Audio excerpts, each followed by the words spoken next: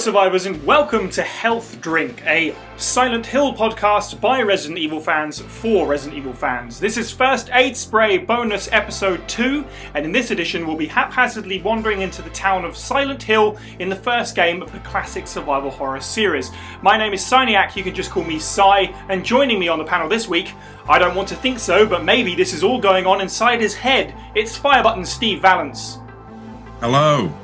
Calling in live from the other side of the Atlantic Ocean, it's Boy Wonder Adam Russell Reeves. That's strange. It's getting darker. And our esteemed special guest, if it's 3:30 p.m. here and it's 11:30 a.m. where he is he recording this podcast retrospectively? With over 52,000 YouTube subscribers, it's Jared from Avalanche Reviews. That was witty. I like that. What's up, guys? This is what I spend my spare time on, coming up with stupid intros. The subject of this bonus episode, like all others, was voted on by you, our Patreon backers. Support the show now to not only keep us afloat, but to also create new content. Select what that content is and hear it a month before everyone else. Tiers begin at $1 a month. Check out patreon.com/FA Spray Pod for the full breakdown. So, numero uno on the list of things to get to first. Mainstay First Aid Spray listeners will know file readings are a thing in most of our podcasts, and we did that with our previous bonus episode, Dino Crisis 2, as there are files in that game to be read. Not so much in Silent Hill, we wanted to try something different. So in this episode, we're going to be breaking things up with a piece of music that I'm going to slip in, and full credit goes to Herold over at YouTube. Check out his channel, it's in the description of this podcast. He does loads of great covers of video game tracks. A, in general, B, Resident Evil, and obviously C, Silent Hill. There's some cool stuff on there, and he doesn't get the views that he deserves. So go give him a subscribe. So I'm going to lay in one of my favourite tracks from Silent Hill 1, Not Tomorrow. His cover of that is going to be in here. So shout out to him. But circling back round to our main guest, just to introduce you to our audience, most of our audience are probably aware of who you are. Like I say, you've got very strong following, especially kind of in the horror community. Probably if you watch our YouTube content, you most likely come up in the recommended, let's be honest. So how did you get started on YouTube, Jared? What was it like for you? Because I kind of know a little bit of your YouTube history, but tell that story a little bit. Oddly enough, it kind of started with Silent Hill. That was the jumping off point. Mm-hmm. I was driving home from a concert. I think it was Symphony X. I'm almost positive it was Symphony X. And my next door neighbor we're really good friends with. So she was in the car. We were driving back from North Florida. And she was like, so what have you been up to lately? And I had been mulling around the idea of starting a YouTube channel, but I'd never said it out loud to anybody. And I just said, I'm going to start a YouTube channel and review Silent Hill 3. It just all came out at once. And after I said that, I kind of had to. And so I did. And that was the first video I ever made was Silent Hill 3. That must have been, it seems like eight years ago. That's right. Yeah, I had a quick check. Yeah, it's 8 years. Wow. Yeah. What was insane. What was the point where it kind of grew? Because it seemed to spiral at one point. So I was doing, I don't know if I would say relatively okay-ish. 6 or so years in, I had hit somewhere in the neighborhood of 10,000 subscribers, which was a big milestone for me. But then a hurricane hit my little part of South Florida, and we lost the internet for the longest time. And my job was essentially on hold because nobody was going out anywhere and they had to repair the building. So I sat at home and I was like, why not play through the Resident Evil games, just capture some footage. And I decided, no, let's just review every game in the series. We'll just go, 1 through 7 or whatever. And I started playing the games, capturing the footage, writing the scripts, and I really started getting into it. And around that time is when Capcom finally confirmed with some type of images and trailers the RE2 remake, because for the longest time that seemed like vaporware to all of us. We just kind of assumed, they announced it how many years ago, we haven't heard anything, so we figured it was dead. And when the RE2 remake was announced, and it was announced that there would be some RE 1.5 content, my channel just happened to have a Resident Evil 1.5 video released within the last few weeks that was kind of up there in the algorithm. When you searched, that was one of the first things that came up. And I jumped up from 10,000 to 30,000 subscribers. It seemed like in like 2 weeks. It was insane.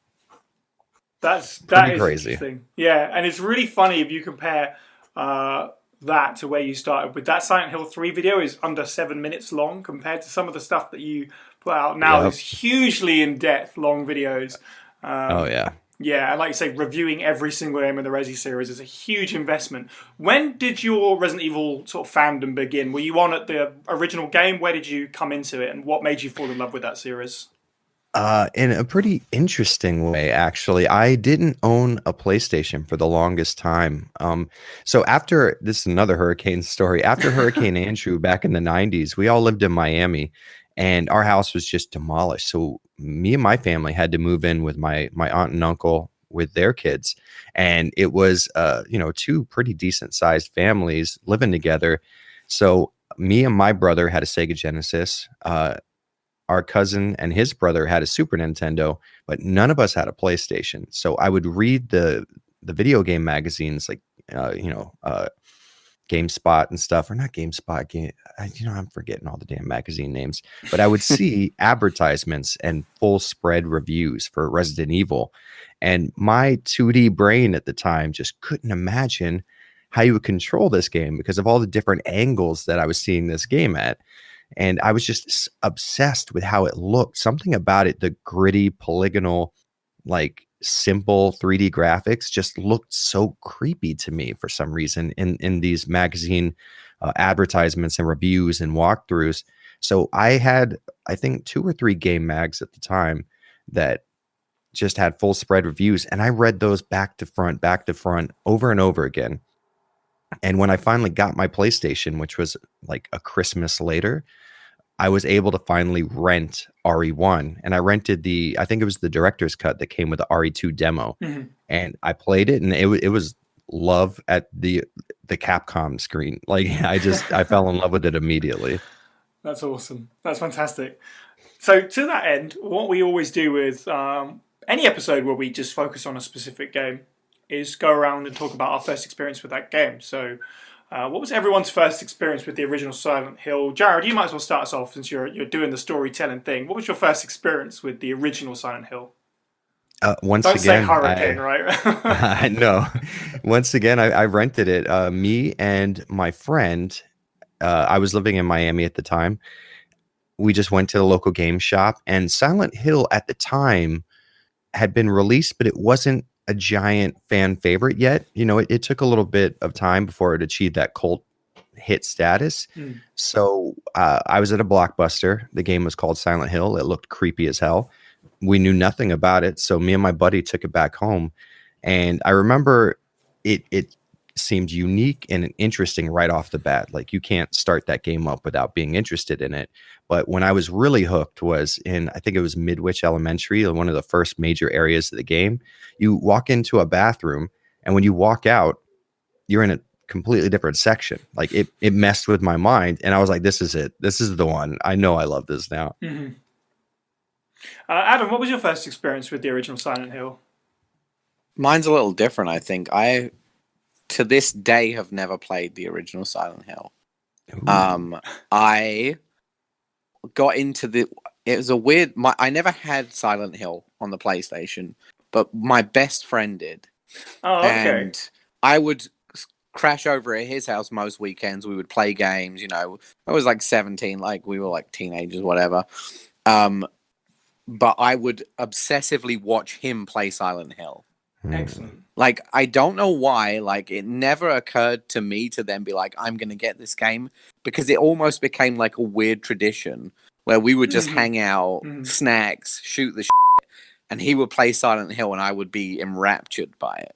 I was really worried when I asked you that, and you went, I've never played it. You realise what we're doing, right? Yeah, exactly, which is why it's odd, because it's a game that I don't have any experience in playing, but I have such great memories of spending time, with one of my best friends and just hanging out and just really enjoying it. And both of us being an age where it was it's a weird game. It's very Lynchian.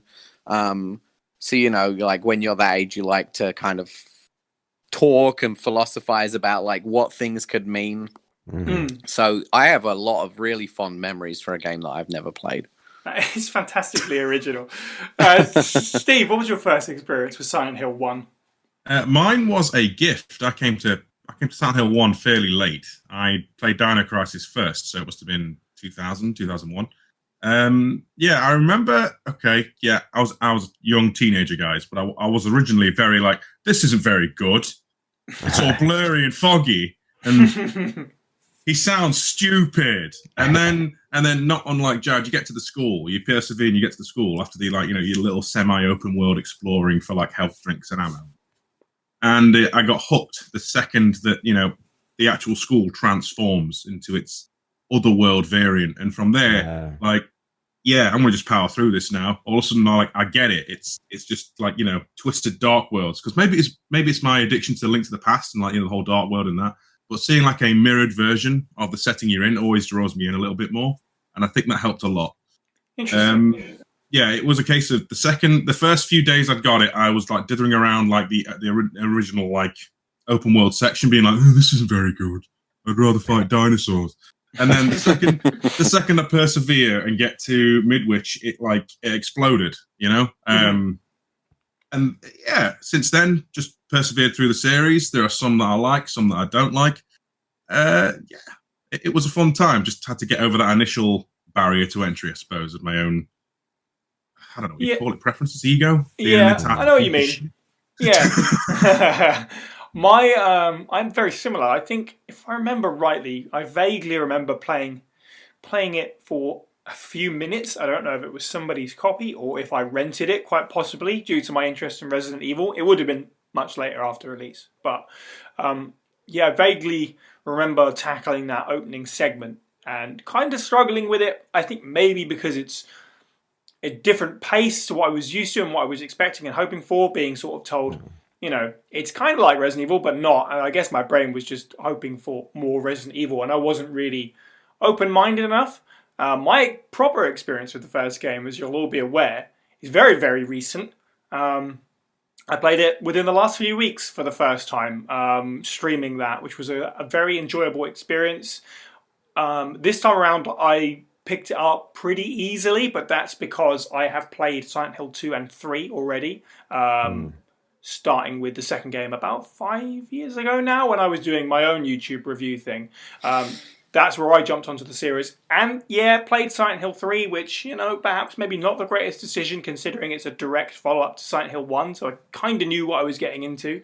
But in the same way, it definitely made for a different kind of experience when you're playing the first game and you can look at, this is what they kept, this is what they changed, this is how they updated, that kind of thing. But for all intents and purposes, whilst they're they're games on different systems, Silent Hill 1 and 2 are very, very similar. Like they're in the way that you can just pick them up and play them. They play almost identically, aside from some like quality of life tweaks and stuff like that.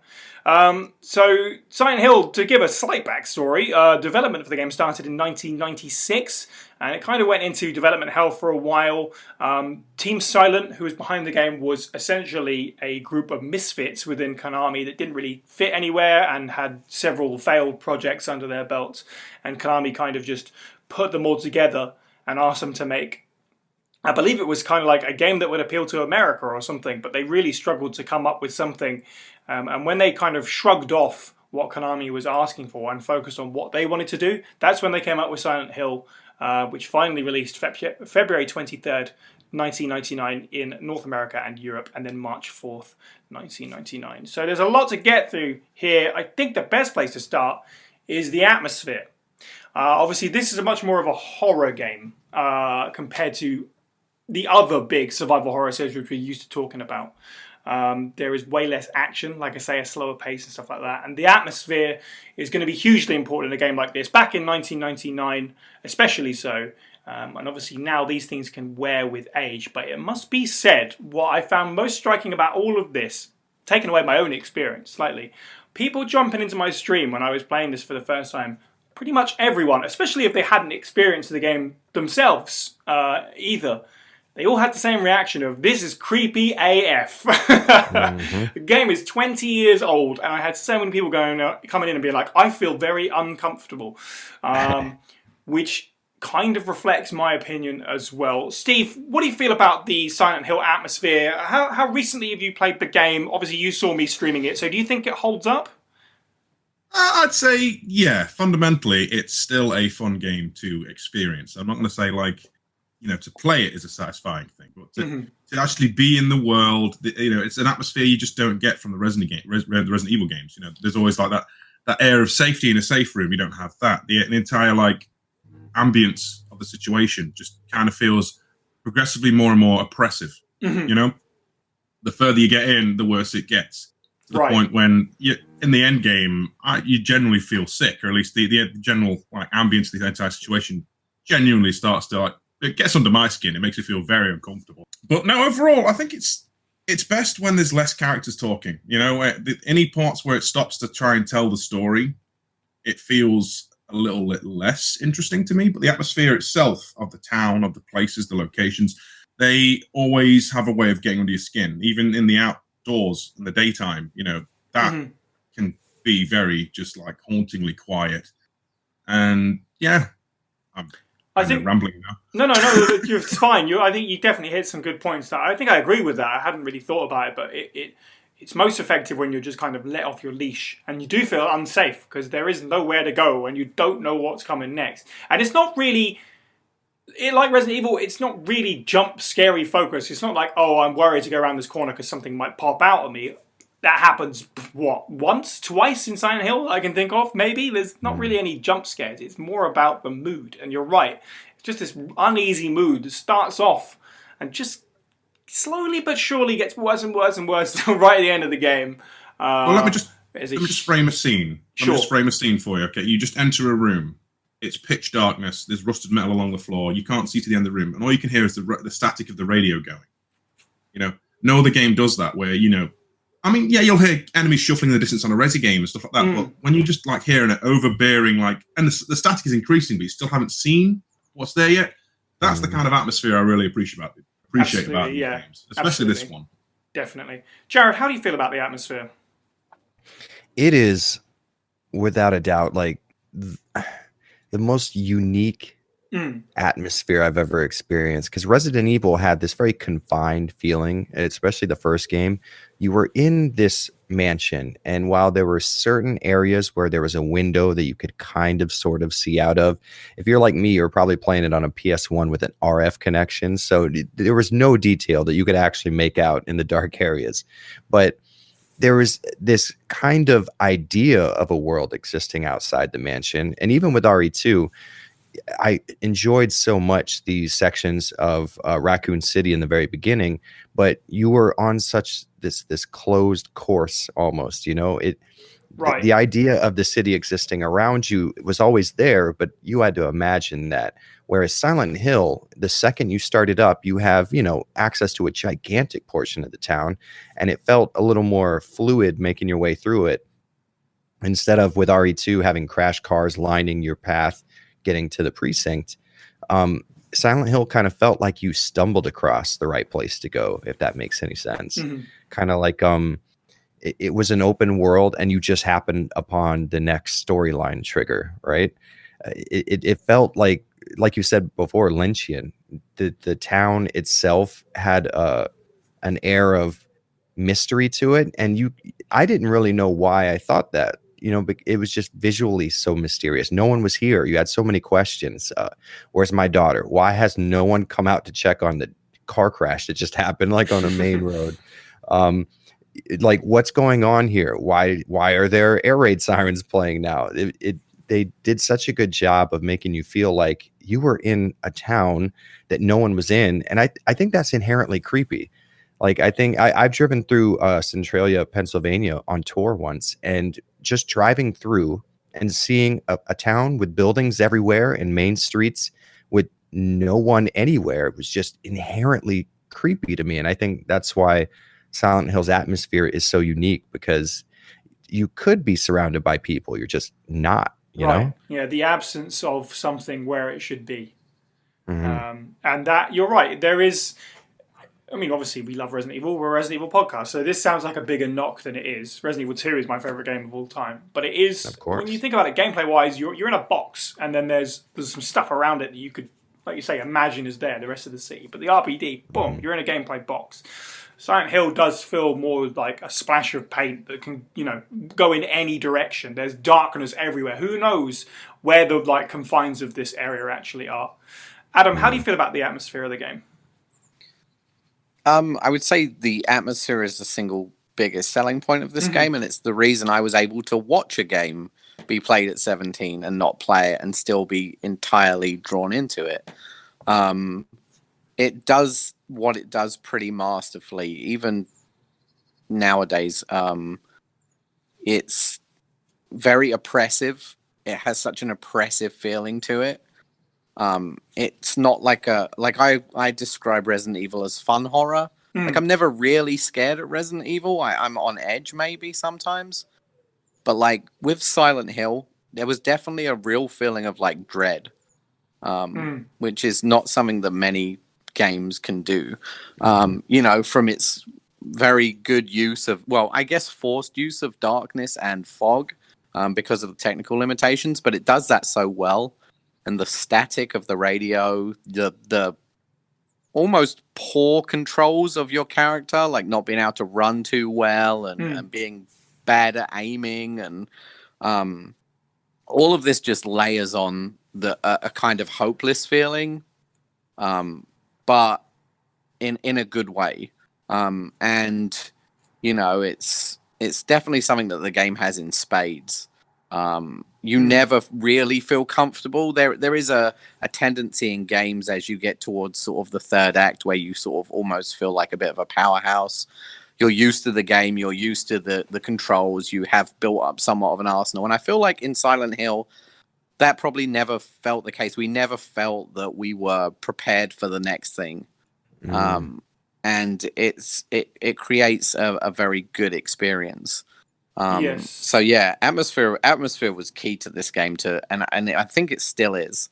Yes. I did watch some of the game to sort of prep and remind myself. And it's a little rough, it's 21 years old or whatever. But it still has atmosphere, which is its key component.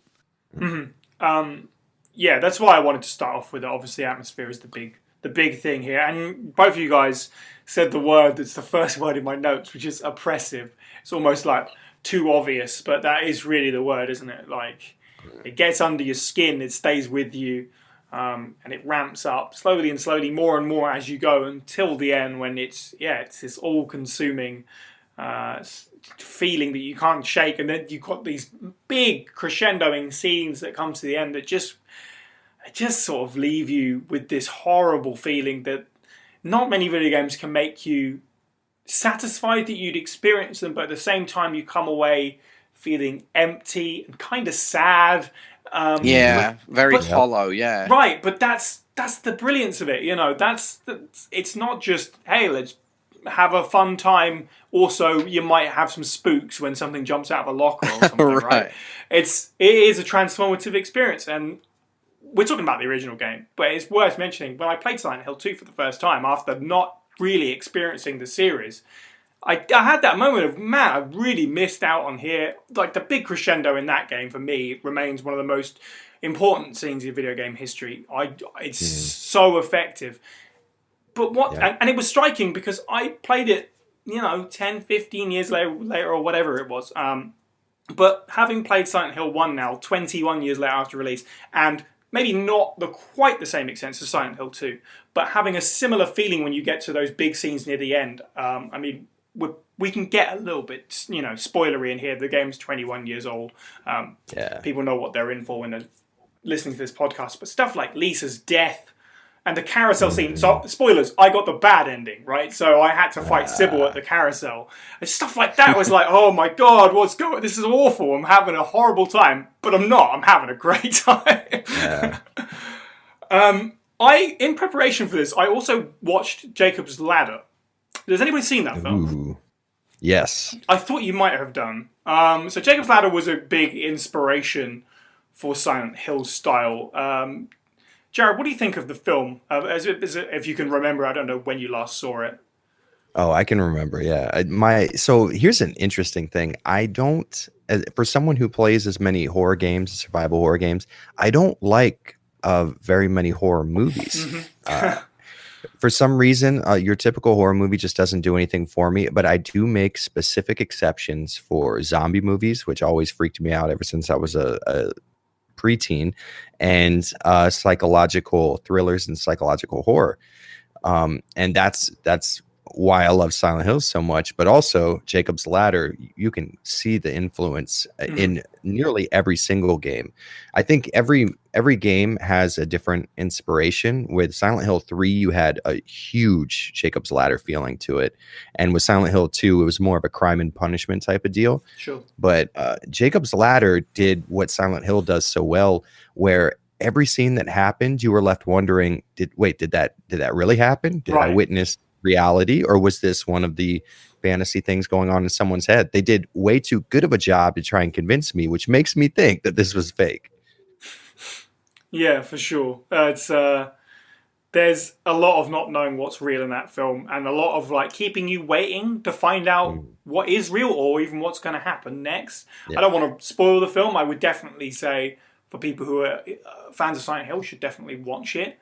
For sure. It has a similar mood, and you can see the through line there. There's one scene in it in particular which feels very kind of almost like the other side from Silent Hill, and it's horrible, but it's so fleeting, and it leaves you like wondering what the hell. I really, really enjoyed it, and it left me with that same hollow feeling that we were talking about. It's not a comfortable watch, but it's super interesting. For sure. Yeah. You know what? It's bittersweet because the entire time you're wondering, I think it's just naturally a person, when you're watching a piece of media like a TV show or a movie or playing a game, you want to get to the point where you figure out what this has all been about. And with Jacob's Ladder and with Silent Hill, like you're describing, once you do get to that point, you have the satisfying feeling, oh, I've gotten to the point now where everything has been laid bare and I now understand what's been going on. And it is something that is terrible, and I wish I didn't know about it. And I feel bad for wanting to know this entire time, because now I'm just sad because this is not a good thing that's happening. And now that I know about it, I can't unknow this. You know, it's such a bittersweet moment of, I wonder what's going to happen. Oh, I wish that wouldn't have happened. This is very true. So in terms of atmosphere and oppressiveness, we'll stay with that for just a little bit. Let's talk about sound design. We obviously talk about sort of like the static and the air raid siren and stuff. And similarly, obviously it's a huge part of the atmosphere. And that helps it in those kind of feelings where it gets grander. Maybe not grander is not the word. It's not bombastic or anything like that, but more unavoidable. There's scenes later in the game. Steve, we particularly remember this when I was playing through it, when you get to the nowhere segment of the game and you're climbing to the top of that building, which is kind of the hospital, but it's not. And and there's a room near the top. I think it's called the chapel, maybe even. It's just awful. I can't even know. I still don't know how to describe that. It's just it's kind of a mess, but it's very carefully made mess. Steve, please go ahead. Talk about the sound design if you can. It's coming from the perspective of the time, RE1, Dino Crisis 1, RE2. Well, in my particular case, anyway. The sound design is leagues above. Like, strangely, the guns all sound weaker and less exciting. But everything else, like the monsters themselves, like the unholy friggin' howl of like the dogs and the constant flap of the blooming bat things. I'm not sure what the proper names are. Sorry, guys. These ain't hunters or lickers. But every unique creature. I mean, the horrible moaning of the nurses and stuff. That's just the creatures. Then you've got like the ambient, like I'm sure it's a musical track, but like the hum of the city itself. Town. It's a small town, Steve, not a city. Get it right. We'll be upset. Just that. Like all that stuff. Like it's leagues above. Like Resident Evil's normally got like some kind of really groovy little track playing in the background, or trumpets farting in a basement. I would say that's probably its standout. It's sound design, the atmosphere it exudes. Like, the problem is I'm not very sophisticated to get my point across. No, yeah. I get you. I 100% agree with you. Since we're doing so much comparing, let's keep it going. Resident Evil felt like an indie film with its soundtrack. It was very simplistic. It was very effective. Like the Resident Evil 1 soundtrack, the OG RE soundtrack is still one of the most atmospheric, like ambient things I've ever listened to. I routinely listen to Resident Evil music when I write my scripts, even for non-horror stuff, because of how you can just fall into it without having to listen to a lot of complicated note structure. Yeah. Whereas Silent Hill had a very grating sound to it at times. Like Akira Yamaoka included a lot of very industrial sounds, like two steel kegs slamming together over and over again. That kind of a just like I shouldn't enjoy listening to this, but something about it is lulling me in. So you had the quietness where you assume there would be music. And then, like you said, all you have is non-musical things going on in the background, like ambient tones that are just happening, but they don't have like a musical structure. They're just going on. And then you have times when you're supposed to be stressed out, and it's this grating mechanical noise of like gears smashing into each other. And like there's one track where it's just a looping scream that he's pitch shifted. And this should not sound good. Like describing it now, like, hey, can you have one person who's in terror, just record that and loop it over and over again? He does such a good job of mirroring the atmosphere of the game, because the interesting thing about the music, it's you want to hear more of it, even though on the surface, this is not something that sounds palatable or good. Like you wouldn't want this to fall asleep to, right? Like this is not soothing music, but something about it, you want to keep listening. I don't know. It mirrors the game in that sense, I think. Yeah, and now that I think about it, you're talking about all the strange ways that the atmosphere was created, the atmospheric noise and hum. I don't know, without deeper diving into it, but I'm going to say that this is one of the first games that just created just an atmospheric noise. Like when you think about video game music beforehand, mostly it's stuff that resembles songs, even if they're brief loops. And obviously with the advent of the PlayStation, you could experiment more. And there was more option to do things like that you wouldn't be able to do with a 16-bit sound chip or anything really like that. You couldn't really have too much that was just an atmospheric nothingness. So yeah, something very, very original. Adam, how do you feel about the audio design? Another thing that really goes along with the atmosphere, I think it's almost a masterclass in audio design. It's palatable, like Jared was saying, like it remains palatable, but it's still bizarre. It's the sound of like car engines, which sounds like dull maybe, but like just the way it is, like dripping taps, all this kind of like generic noise turned into something horrific. And it's just really, really well done. It's definitely one of the things that kind of stuck with me after the game. It's oppressive. It's all part of this great, great atmosphere. And I think that the weapons sounding weaker is on purpose. I think that you feel muted with your weapons, and every noise around you feels amplified, as if like we're louder than you and we're scarier than you, and you kind of just deal with it with your little weak noises. That makes a lot of sense, actually. That kind of plays into the gameplay, where the guns aren't super effective like they would be in a Resident Evil game. You can miss with your gun, even though you're locked onto the enemy. That kind of fits.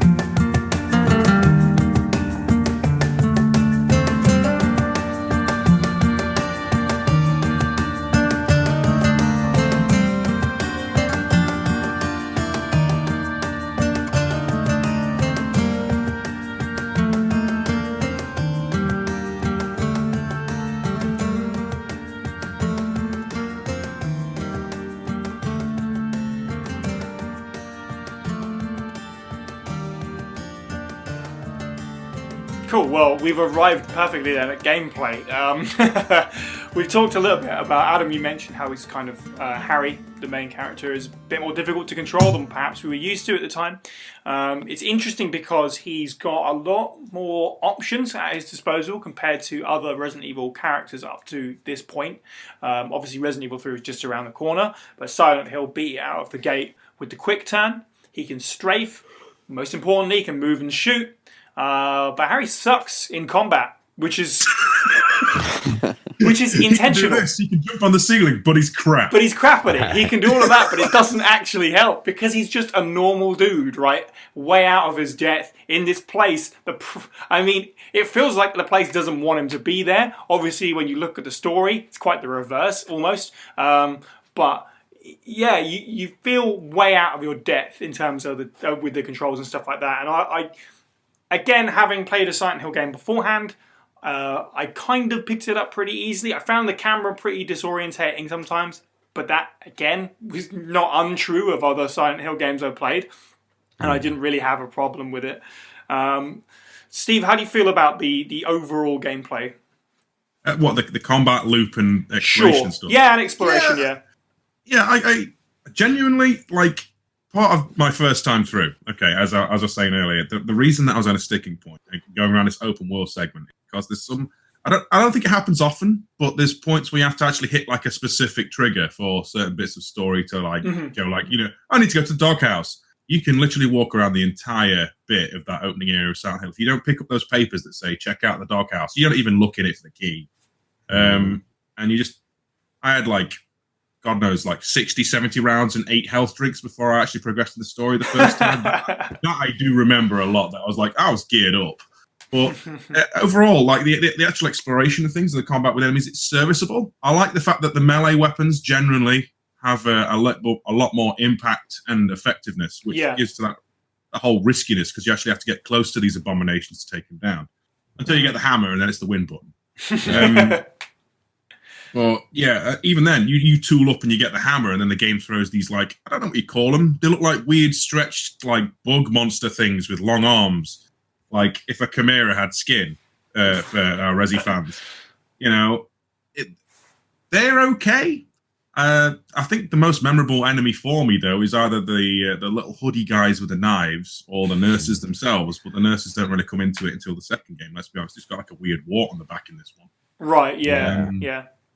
Although, there is one, because it scared the hell out of you on the stream. I remember those black ghosts, those transparent. Oh, I'm so glad other people jump at those noises they make. You'll hear the static, and you'll be like, there's an enemy around. And you'll hear that like little yip noise they make, and just jump out of your seat for a quick second. Yeah. I'm glad you mentioned that, because I was definitely going to bring that up. It's almost like an organic jump scare. They're not like, jumping out of doorways as you walk past. They're just in the room where you're there, but they just kind of appear out of nowhere, make a noise, and then vanish. And you're like, what the hell was that the first time you experience it? Yeah, but then Silent Hill changes up on you. Like, by the time you got used to them, you hear a yip, and you just see a little black silhouette. Oh, it's fine. Oh, it's stabbing me in the shins. Yeah. So there is a little bit of mix up there. That's fair. That's good. Fair.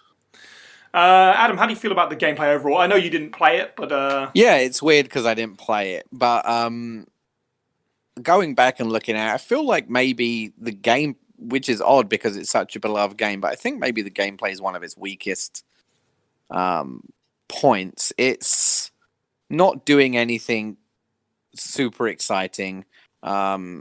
It's more of like the conduit just to keep you going. It's enough. I feel like the camera does a lot more work than in Resident Evil for that.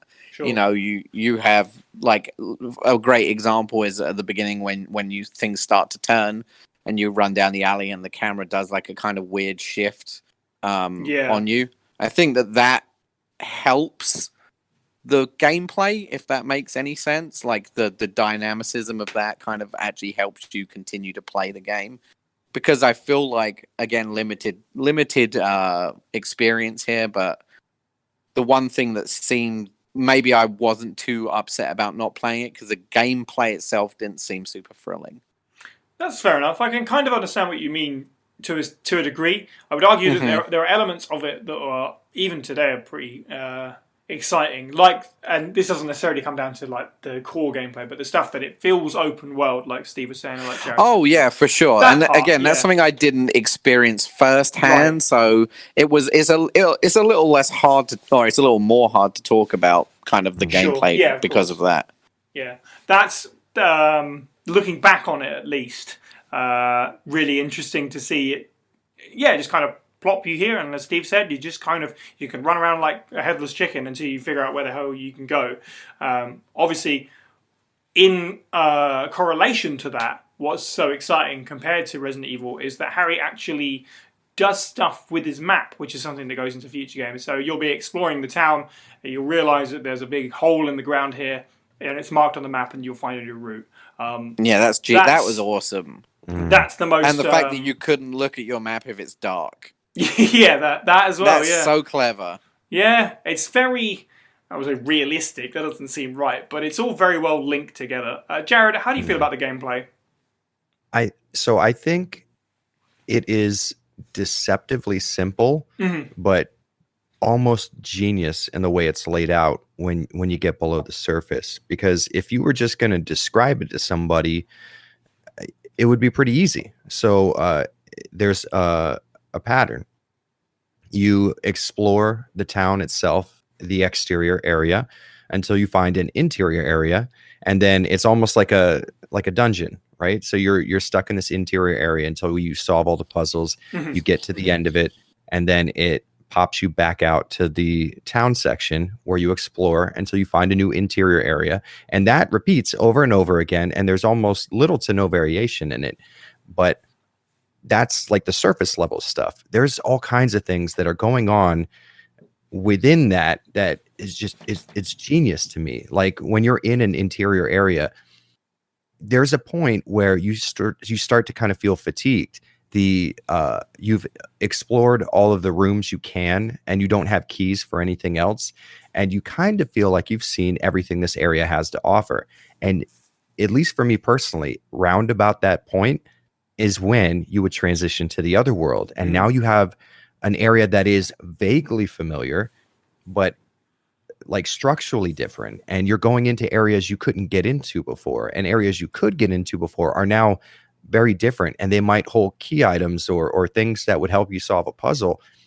That to me, I think they kind of stumbled across it on accident, and it ended up just randomly falling into place, just being some just next level game design, I think. Yeah, for sure. When you're talking about moving into the other side and stuff, and you mentioned the specific example of the toilets where you walk in and walk out and you're on a different floor.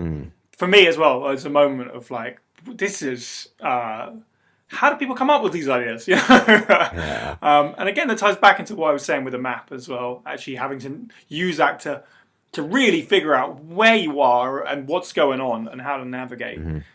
So regional. I mean, a proper Silent Hill playthrough is not complete unless you've looked at the map 4 times in around 6 seconds, just to make sure that you had that turn right. That's exactly what my stream felt like. Is me just like, sorry exactly, guys, I gotta like stare at this and zoom in and out, and but you're right. That is a big part of it. That's what you should be expecting. And a theme park.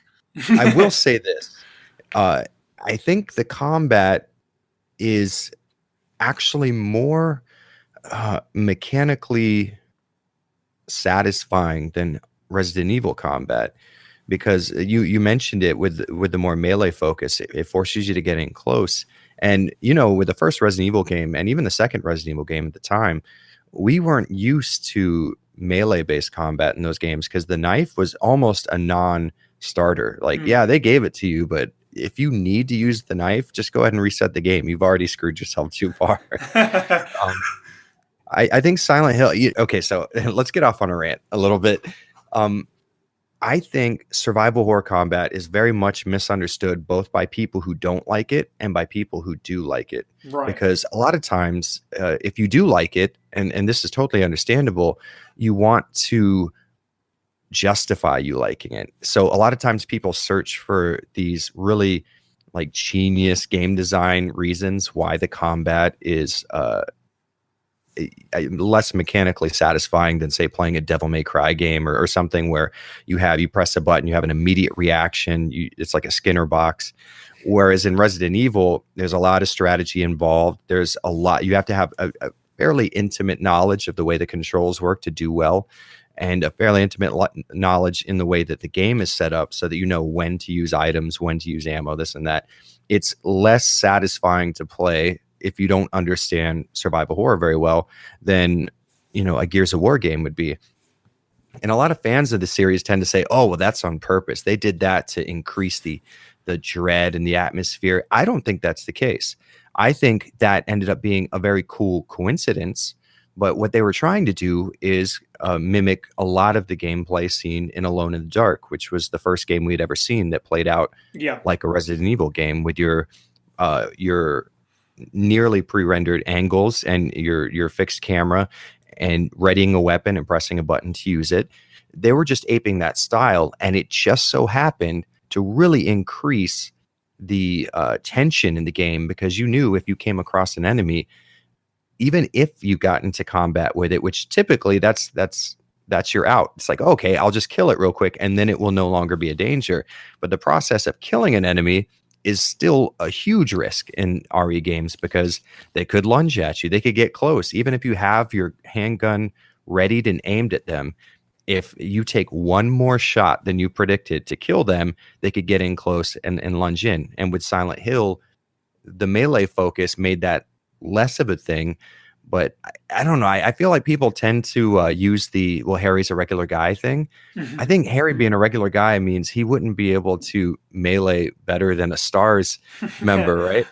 True. I think that that's just one of those things that, and this isn't like, throwing any shade, but when you love something, you tend to want to justify it to people who don't get into it. So that's how we describe it. Like, oh, Harry's a normal guy. That's why he's bad at combat. I remember the same excuse being used, but in the inverse for Resident Evil or Silent Hill Homecoming, where it's like, oh, well, he's a soldier. He's a combat vet. That's why he's so much better at combat than the other characters in the series. And then the story goes, and I don't want to ruin anything, but totally makes that sound ridiculous, because that's not the case at all. I think we tend to really want to find reasons to justify outside of, hey, I really like this.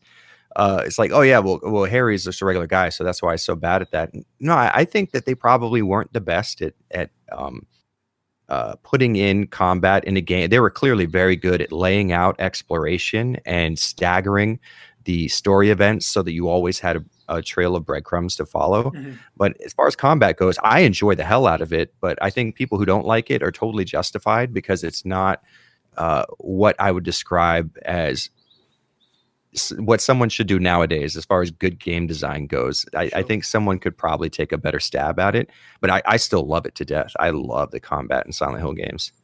Sure. For me, it's one of the lesser things, definitely, which is why I'm like referencing the map and the exploration. That was much more of the interest, and I think that's generally true, but definitely take your point, most certainly. Obviously, the other thing in the gameplay is puzzles. I found the puzzles myself to be kind of a mix. Most were fine. I got them, and I enjoyed them, and I enjoyed getting them myself without looking them up. I did have to do a little bit of sneaking online for a couple of them, which was, that's just... But also partly comes down to being self-aware on a stream, I think.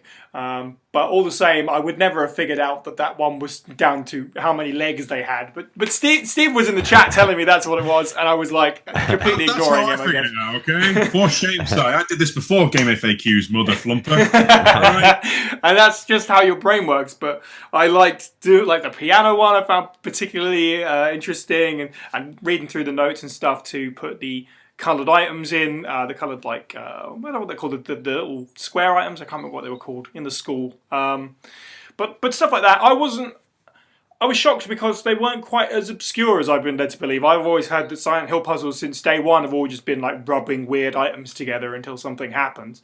But for the most part, I didn't really struggle too much. Steve, other than counting legs, how do you feel about the puzzles?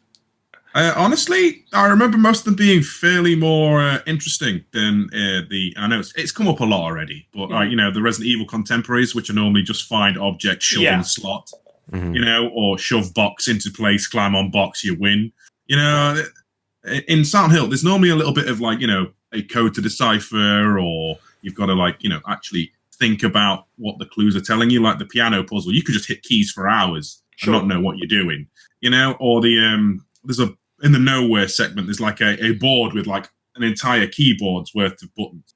And the only clue you got to go on is like the Grim Reaper's list. And you have to, you know, you have to spell a word out. And it's just stuff like that is a lot more involved. And I kind of appreciate this. I think the closest thing that the RE games have got is the Ada mole puzzle. You know, we have to like figure out the code on the wall.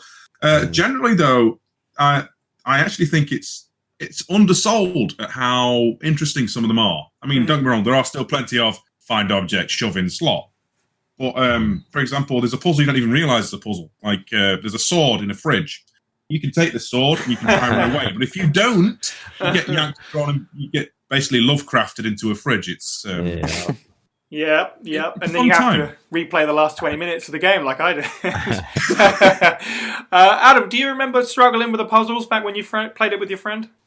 Yeah, we used to get really annoyed with these things. You know, we perils of youth. Yeah, exactly. We definitely weren't the puzzle type of guys. But I mean, I just remember that, like, I mean, it would be hours, but we would get through them. There wasn't too much internet. Sure, Do you remember the guides that were all like text based that did like fun like pictures with like lines and ASCII symbols? And stuff, for sure. Yeah. We were using one of those. So so yeah, that was. I mean, some of them aren't too bad, but they're definitely a lot more fiendish than Resident Evil puzzles. Absolutely, yeah. And a lot more frustrating. But that's a good thing. Hard puzzles aren't a bad thing. I don't think so. Yeah, for sure. It definitely, again, there was a lot in here that separates it from, you know, its contemporaries. I think that was a right decision to go. It fits more with the mood of the game, and it's a right decision to go down that route as well, for sure. It adds to the atmosphere, that kind of despair and oppressiveness of being like, here's something that you really have to use your brain to do. I mean, that's where we're going to move on to the story as well, and it sort of ties into the feeling of the story being very vague as well, but we'll get to that very shortly. Just to wrap up, Jared, how do you feel about the puzzles in Silent Hill 1? Oh, I love them. I love them.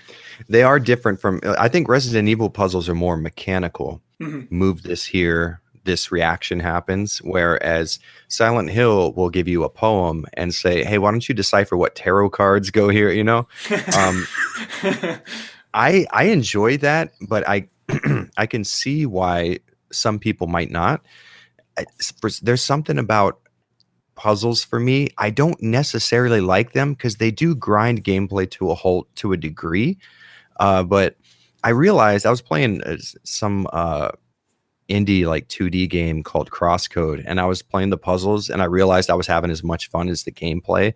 And I figured out, like, if your puzzles are structured right, they'll feel like gameplay and not like stop breaks. You know, just okay, you've been exploring, and now you've gotten to a part where you're going to have to decipher something, and typically that probably wouldn't be fun. But if you put it in the right setting and the puzzle makes sense in context of the game, you feel like you're still doing the same thing you were doing before. You're figuring this world out just via the puzzle. You know, I think they're pretty masterful in that way. Absolutely. Well said. I say well said. So yeah, let's tie up a little bit with the story. Silent Hill, the original Silent Hill begins with a pre-roll of footage which isn't included in the actual opening cutscene, which is an interesting choice. Which starts with a car accident. Harry Mason on the way to the town of Silent Hill with his daughter, who suddenly goes missing. And then from there, series of incredibly strange events happen, which just becomes more a mountain of questions more than anything else. The story is, and the backstory of the town and the characters there as well in particular, is incredibly vague, intentionally so. It's very easy to play through the game and just kind of go meh to a lot of it, I feel like. But then once you start to read into it and you piece it together, it's really, really interesting as well. I know, Jared, you're in particular a very big fan of this story, say, over some of the others in the series. Yeah, for sure. Do you think that the story hiding itself worked more in the favour of the game? I think it did. So it 100% works in favor of the game because you can take any level of commitment to the story and still get a satisfying. So from when I first played it, I got the bad ending where, spoiler alert, Harry ends up just having died in the car crash essentially, and you're just going through his dying mind essentially, and that's why nothing makes sense and it's all dream logic. And I thought that was one of the most satisfying endings. I was like, oh, that makes so much sense. That's so cool. It was a cool twist. And I was young at the time, so I hadn't seen this been used in every piece of media ever. It was a little less gimmicky. But then as I got older and I replayed the game, I started seeing there was all this stuff underneath the surface that I just had never put together and had never seen. With White Claudia, the drug they used, at first I thought that was a really sloppy move because it didn't really tie into it. It's like they mentioned this drug ring and then a cop dies, and I was like, that doesn't have anything to do with like demons or a cult or anything. And then you start to see that that's how the cult kind of financed themselves, and then that's how they also won like favor, and they got control of politicians locally. And it all comes together if you read every single little file that you come across, and if you pay attention to every cutscene and what exactly is said. But you don't have to do that. You can play the game and just kind of not pay attention to it, and then towards the end you still have a story there that's kind of satisfying, and it has so many openings that you can insert your own logic into it, which leads to a lot of fan theories that it makes so much sense. They made a story that just screams, hey, theorize what's happening here. And I think that's cool. But then people start taking those theories and running with them. And then if you go to Silent Hill wikis right now, fan theories are explanations for actual story events that are explained in game, and it kills me. Like, I get it. Like those, for me personally, when I first played Silent Hill, the existence of the town to me was more of a metaphor for like a mental state, right? It felt to me like the ending where he died. That's what Silent Hill is this place inside your mind that you go to, and it's very specific to each person and personal. That was my reading of the story because that's what I wanted it to be. And that's cool. I know that's not the case now, obviously, but where that would be an issue is if somebody asked me what happened in a Silent Hill game, if that's what I explained to them, that's where the issue comes up, because it's not at all. And there's a lot of stuff that happens in the game that you could point at and say, no, it says this specifically happened. And people go like, no, the other world is definitely like a different universe or something. And I'm like, oh, it kills me so bad. Yeah, I can understand that completely, actually. Because it's vague enough where people, there's a lot of coming to your own conclusions, but there's a right answer. There's a story there. You have to dig for it. Adam, how did you feel about the plot? Again, was this something that maybe didn't have too much of an impact when you guys were younger?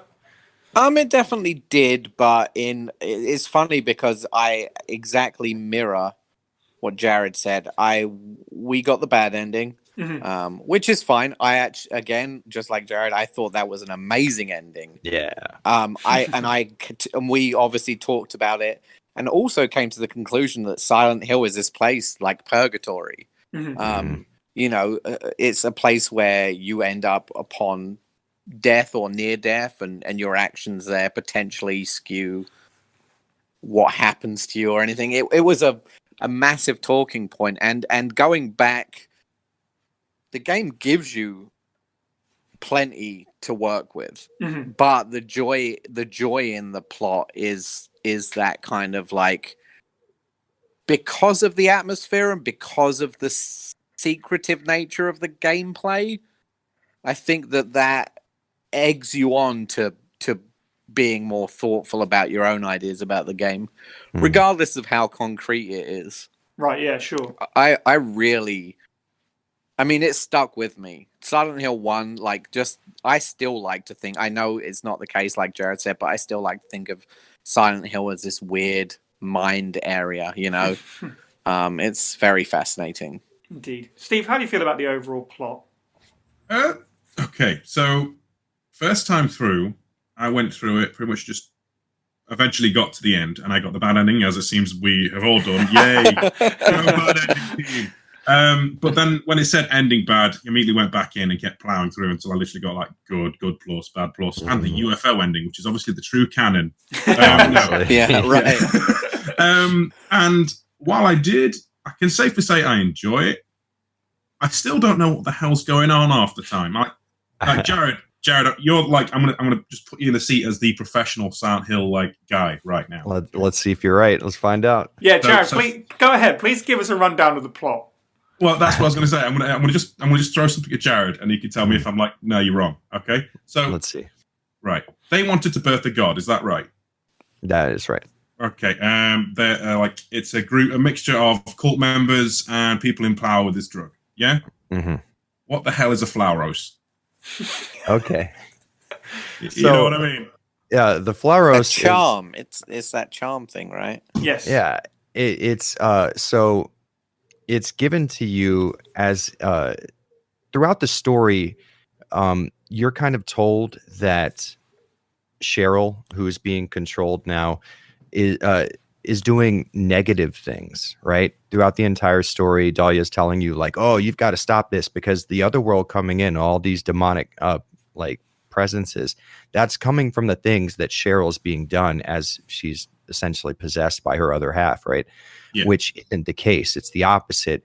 The little markings all around town and stuff are to keep these things from happening and to keep for the demon god from being born. And the other world slipping into reality is an unwanted side effect of when Cheryl's being controlled, this hell that she's been living in, because she's essentially comatose with burn injuries all over her body, 3rd-degree burns all over her body.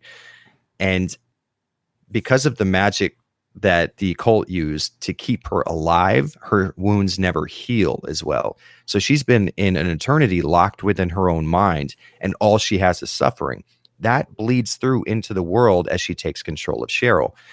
And what she's trying to do is keep all this from happening and keep the god from being born, whereas obviously Dahlia does not want that. So the Flauros is given to you, and it's supposed to be, as far as Dahlia is concerned, oh, well, this is going to sever the connection and you're going to have your Cheryl back. When in reality, she knows that's not the case. They're going to become one at some point. But what the Flauros does is achieve her goals, is it gets rid of the psychic, I guess, ability that she has to keep from birthing the god, because she's an incredibly powerful psychic. And she's had years and years to develop this power inside of her own mind. And the Flauros was used. It has its own occult, like it actually exists in, I guess, demonology or you know, if you believe in that kind of stuff. There are writings about a Flauros, and it's supposed to get rid of demonic presences and possessions and stuff like that. And it's being used against Jesus Christ, I'm blanking on her goddamn name. Sure. So I know Harry's daughter's name for some reason, but I can't remember. Alessa. Jeez, why do I keep doing that? I want to call her Sherry for some reason. The Resident Evil 2 thing. So Alessa has these psychic powers, and the only way that you're able to break her own control over her body and keeping the demon god from being birthed into the world, which is Alessa's plan the entire time, is to keep all these things from happening.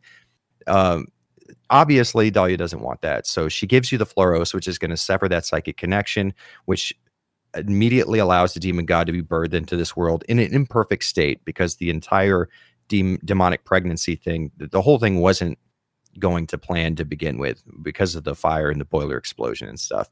So you have this imperfect god, and Dahlia figures, hey, we worship this god. An imperfect version of it being in the real world is better than not at all.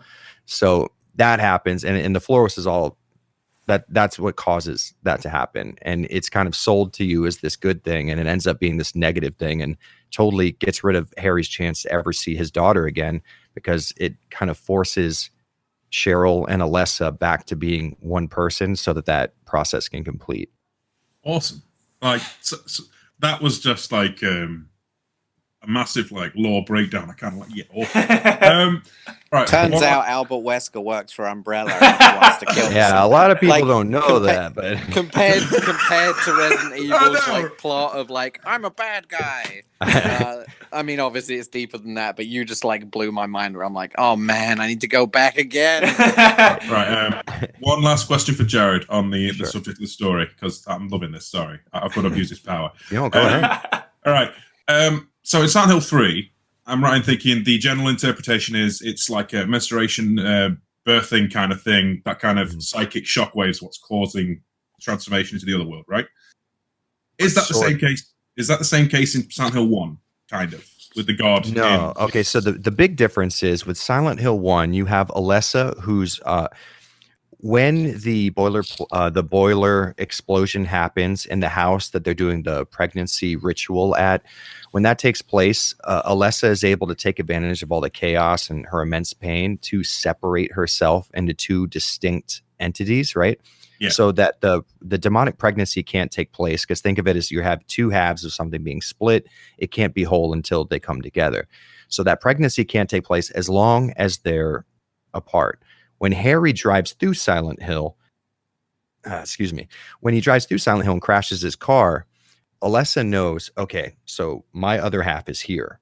I could either have my other half doing my bidding essentially around town to keep this stuff from happening, or the other option is Dahlia gets a hold of her. We're forced to become one. A demon god is birthed into the world, and the world is thrust into just absolute hell. So she takes control of Cheryl, which while she's exerting her power that way, her suffering, her inner hell is kind of being thrust into reality as well. This is totally unintended, unwanted consequence, which kills me when she's described in other games as being the antagonist. Like she's the evil person. Like honestly, Silent Hill 1, Cheryl and Alessa together, they're the main character. We're just experiencing her story through Harry. Whereas in Silent Hill 3, you have what is essentially Alessa. That it's not like a clone, I guess you would say. The same way she split herself, she combined herself essentially and made Heather, who is Silent Hill 3's main protagonist. When she did, though, she made Heather or Alessa as she existed, which was pregnant with a demon god. But since this was a copy, it's like you make a copy of a copy. It's imperfect. Heather is physically pregnant. Like there's a demon god physically inside of her. And when the other world takes place, which blew me away because I was a huge Silent Hill lore fan, and then Silent Hill 3 takes place and we're in Portland, Oregon, and then the other world's coming into existence. That's blowing my mind. It's because Heather has the latent psychic abilities that Alessa had. She's not aware of them, so she's never tried to use them, but they're there. She just can't access them. She has no idea they exist. And she also is physically pregnant with a demon god. And when she feeds it essentially her negative emotions. So when you're playing the game, Claudia is constantly strapping you with these terrible situations. And the idea is for her to allow this fetus to grow through hatred, through negativity, through depression, sadness. And she's putting Heather through all these things, which is allowing the god to become that much more real and present inside of her. So Heather's psychic abilities, once again, are taking her negative emotions, which are feeding the god, and projecting the god's world out around her, which is why you're outside of Silent Hill and Silent Hill's spiritual power emanating from Toluca Lake, and yet those things are still happening. Heather's latent psychic abilities are doing the same thing they were doing in Silent Hill 1, which is interesting when I made that connection, because I thought the story was so different because she's outside of Silent Hill for a good portion of the game. And then we're in the other world. How does that, jive with series lore? Well, she's also the one who caused the other world to come into existence in part 1. It stands to reason she could do it in part 3. Oh, wow. I could just listen to Jared talk about this stuff for hours. I absolutely could as well. That was fascinating. And to that end, she has this little Silent Hill conduit with her. Absolutely. Basically. Yeah. So to that end, in fact, if that intrigued you and you somehow haven't gone diving into Jared's YouTube channel, not only has he done reviews of every Resident Evil game to a certain point, he's going through Silent Hill right now, which is kind of why we brought him on. And he breaks down a lot of that plot really well in his videos as well. So do absolutely. I try to my hardest. I'm really getting through them myself, and I'm having a great time. Nice. I was quickly going to say, I was wondering what your guys' thoughts were on the, well, for my age at the time, very uncomfortable sexuality in the game. This seems to be something that pervades Silent Hill. It's very, there's a lot of suggestive, especially going through the series, there's a lot of adult suggestion in the game. And that, to me, really adds on to the uncomfortable oppressiveness. I don't know if that's bad or not, if that says something about like my weird brain. No, it definitely does. But how did you guys feel about that? When everyone kind of came to it at different ages. I was 17, so it was very awkward for me, especially with my best friend, playing alongside and being like, this is kind of weird. But Sai obviously coming to the game as an adult. What were your guys' thoughts on that kind of like theme around the game? If I could hit you right off the bat, I want to let you know it's not just you. You're not the weird one for noticing that or being weirded out by that. that was a conscious effort in the series, especially with part 2. But the idea was to tap into things that made people inherently uncomfortable. Like I was talking about a town being completely empty while looking like it should be populated. But the point was to touch on the 2 things everyone's uncomfortable about. Death and sex. Those are the 2 things you can't talk about in mixed company no matter what, right? So that was very much an intentional effort, and especially in part 2 where you had James, who was just super sexually frustrated because you have a dead wife. Obviously you're not going out there in the dating scene, you're super depressed, you're not able to relieve a lot of those urges. So you had Pyramid Head doing what looked obscenely sexual, but at the same time totally not sexual, like rubbing 2 dolls together. You're right. It's kind of sort of mimicking a sex act, but at the same time, totally not. You definitely have elements of that in every Silent Hill game. And that's kind of the point you're supposed to be uncomfortable when you're looking at these creatures. They're supposed to look pathetic, which makes you feel sad, but they're also dangerous, which makes you feel scared. And they're kind of sort of sexual, which makes you feel uncomfortable. Well said, I would say. Definitely. It is weird because it's suggestive, but also you don't want to look at it. It's coming at you wielding something. It's such a strange combination of things. I feel like a lot of that's a bit more background in Silent Hill 1. As you said, Silent Hill 2, it's a big theme of the game. Oh, for sure, yeah. They went really all in on that one. And for me, Silent Hill 3, the way it ends, we're not going to get too much into spoilers for other games. But obviously, the way that ends when they kind of reveal some of the story that you were just talking about with Heather, that brings that back in full force, definitely. Oh, for sure. Yeah. You have this idea of a pregnancy, which suggests the idea of sex. Some of the enemies have very feminine features or even sometimes sound effects. Yeah, you're 100% right. I'm trying to figure out how I would have felt in Silent Hill 1 when I would have been 14.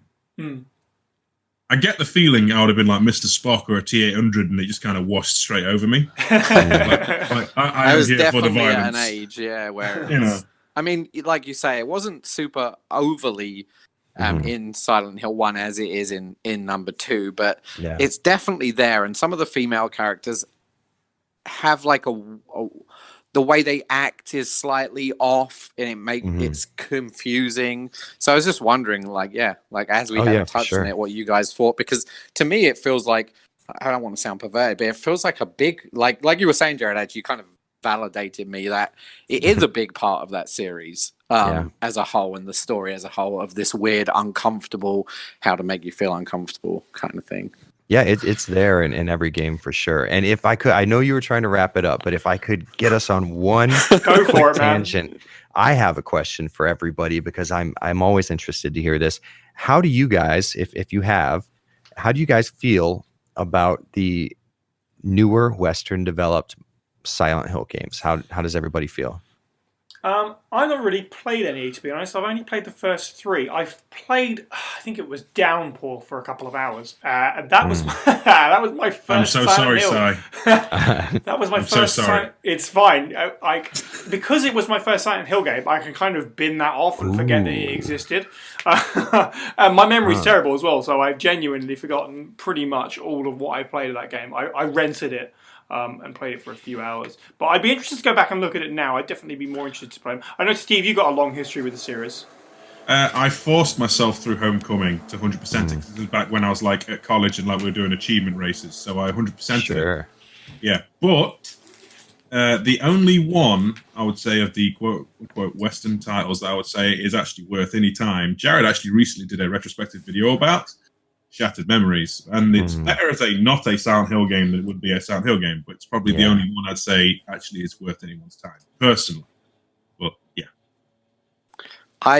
I'm in the same boat as Si. I did the first three in exactly the same vein. It became a tradition almost where we would get together and my buddy would play and we would hang out and I would watch.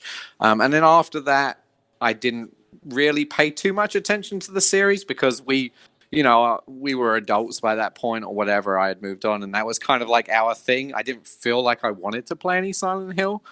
The only one that really fascinated me without knowing anything about it, but someone had told me about the concept of it maybe, and I've always been intrigued, is The Room.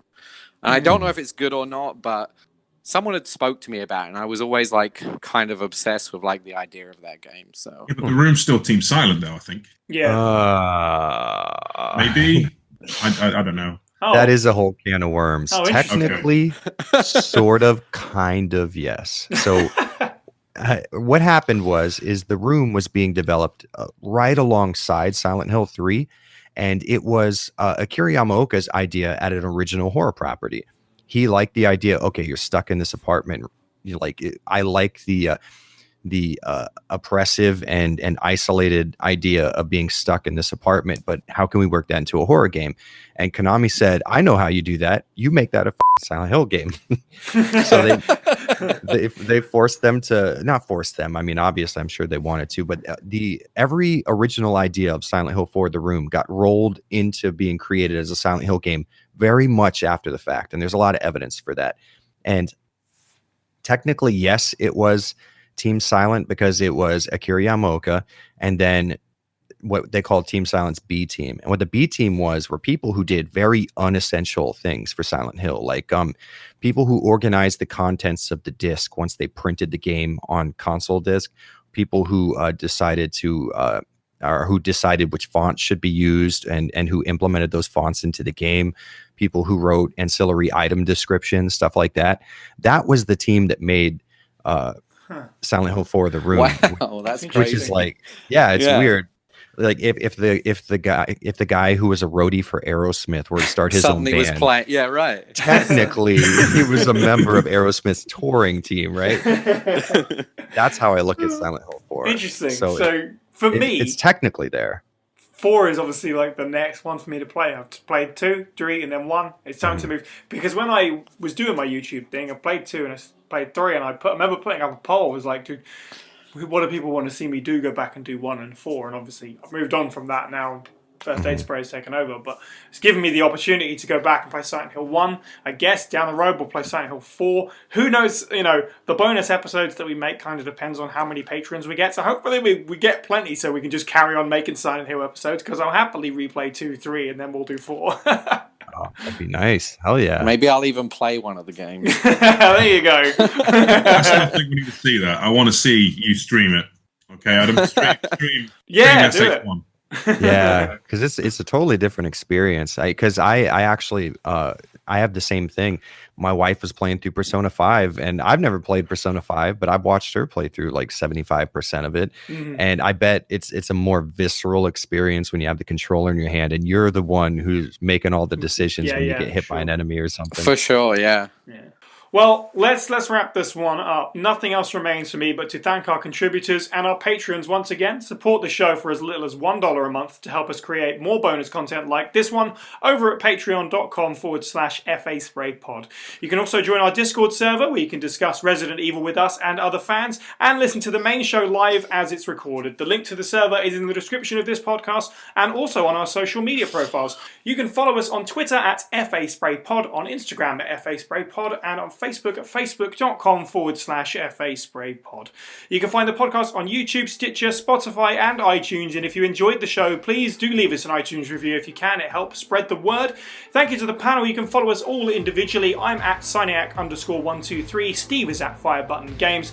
Adam is at AdVickers01. And Jared is at Avalanche Jared. And finally, thank you for listening and have a good week.